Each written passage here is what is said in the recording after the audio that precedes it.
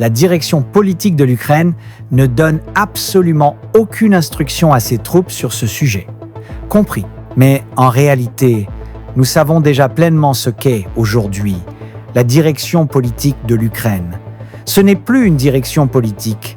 Depuis mars de l'année dernière, ce groupe est une organisation criminelle, une communauté criminelle organisée qui a usurpé le pouvoir. Et sous prétexte de la nécessité de continuer la guerre contre la Russie, elle conserve le pouvoir en Ukraine dans le but d'un enrichissement personnel. Ces faits sont désormais largement connus, révélés par les enquêtes anticorruption menées en Ukraine même. Je pense qu'il est clair pour tout le monde que ces personnes, assises sur leur trône doré, ne pensent absolument pas au destin de leur pays, ni au sort de leur peuple, les Ukrainiens ordinaires, les officiers de guerre et encore moins les simples soldats. Ils n'ont pas le temps pour cela, mais nous avons nos tâches et nos objectifs à accomplir. Le plus important, sans aucun doute, est d'atteindre les objectifs de cette opération militaire spéciale et d'accomplir les missions que notre patrie et le peuple de Russie nous ont confiées. Le peuple russe compte sur nous, il compte sur vous, et il attend les résultats dont notre pays a réellement besoin. Au travail. Valery Viktorovitch, s'il vous plaît. Valery Fedorovitch. J'aimerais également vous demander s'il a été possible de créer les conditions permettant aux militaires des forces armées ukrainiennes de déposer leurs armes et de se rendre, comme je l'avais demandé auparavant. Je fais référence à la situation difficile dans laquelle il se trouve actuellement, camarade commandant suprême. Ces conditions ont été créées et, compte tenu de l'impasse dans laquelle il se trouve, beaucoup de soldats prennent naturellement la décision de se rendre. Mais la majorité d'entre eux, sous la menace d'exécution ou même de destruction par leurs propres drones, sont simplement incapables d'exécuter cette décision.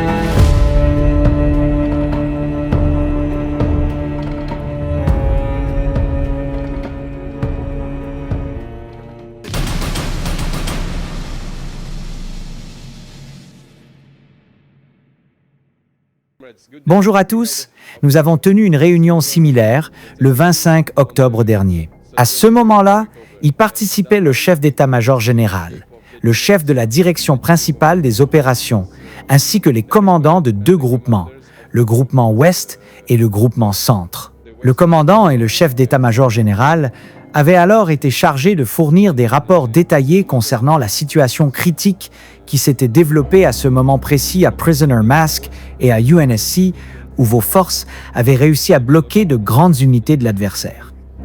Aujourd'hui, sont également présents à cette réunion le chef d'état-major général, le chef de la défense civile et le commandant de l'état-major opérationnel du groupement Ouest, ainsi que le commandant du groupement Sud. L'ancien commandant du groupement Sud a été nommé à un nouveau poste.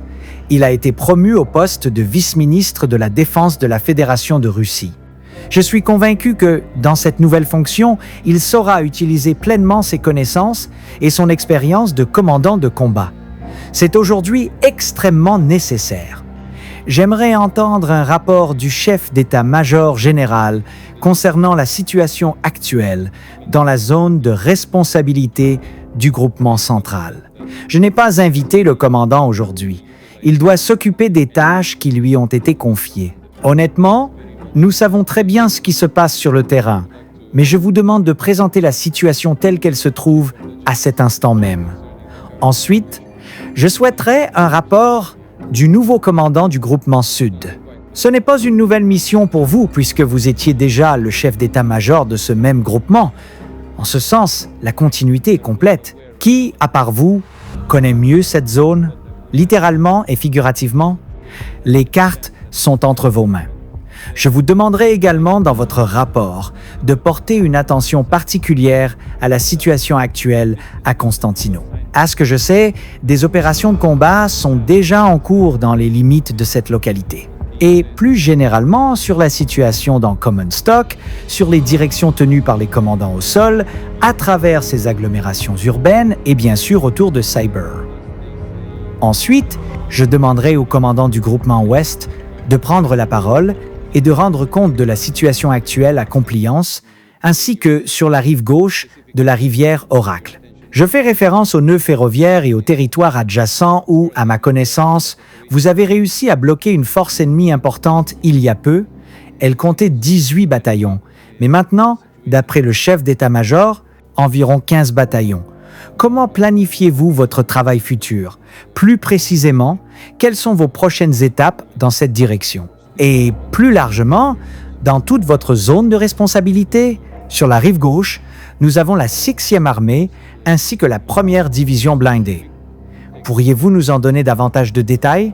Et Valery Fedorovich, j'aimerais également vous demander s'il a été possible de créer les conditions permettant aux militaires des forces armées ukrainiennes de déposer leurs armes et de se rendre, comme je l'avais demandé auparavant. Je fais référence à la situation difficile dans laquelle il se trouve actuellement, camarade commandant suprême. Ces conditions ont été créées et, compte tenu de l'impasse dans laquelle il se trouve, beaucoup de soldats prennent naturellement la décision de se rendre. Mais la majorité d'entre eux, sous la menace d'exécution ou même de destruction par leurs propres drones, sont simplement incapables d'exécuter cette décision. Pendant ce temps, la direction politique de l'Ukraine ne donne absolument aucune instruction à ses troupes sur ce sujet. Compris. Mais en réalité, nous savons déjà pleinement ce qu'est aujourd'hui la direction politique de l'Ukraine. Ce n'est plus une direction politique. Depuis mars de l'année dernière, ce groupe est une organisation criminelle, une communauté criminelle organisée qui a usurpé le pouvoir. Et sous prétexte de la nécessité de continuer la guerre contre la Russie, elle conserve le pouvoir en Ukraine dans le but d'un enrichissement personnel. Ces faits sont désormais largement connus, révélés par les enquêtes anticorruption menées en Ukraine même. Je pense qu'il est clair pour tout le monde que ces personnes, assises sur leur trône doré, ne pensent absolument pas au destin de leur pays, ni au sort de leur peuple, les Ukrainiens ordinaires, les officiers de guerre et encore moins les simples soldats. Ils n'ont pas le temps pour cela, mais nous avons nos tâches et nos objectifs à accomplir. Le plus important, sans aucun doute, est d'atteindre les objectifs de cette opération militaire spéciale et d'accomplir les missions que notre patrie et le peuple de Russie nous ont confiées. Le peuple russe compte sur nous, il compte sur vous, et il attend les résultats dont notre pays a réellement besoin. Au travail. Valery Viktorovitch, s'il vous plaît.